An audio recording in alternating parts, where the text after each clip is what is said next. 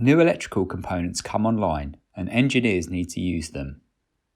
Instead of creating them, you can search and download them using the Electrical Content Portal, or ECP for SOLIDWORKS Electrical Schematic.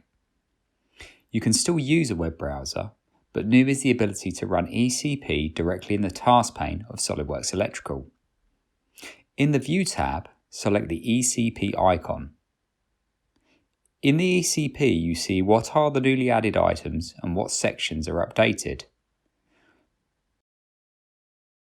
Let's search for Wago libraries. You will get the list of libraries available for download.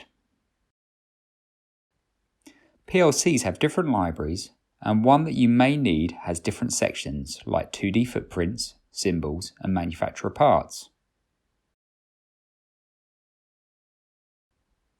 In summary, productivity enhancements like running ECP in the task pane of SOLIDWORKS Electrical gives you the flexibility to choose the most effective way you want to work.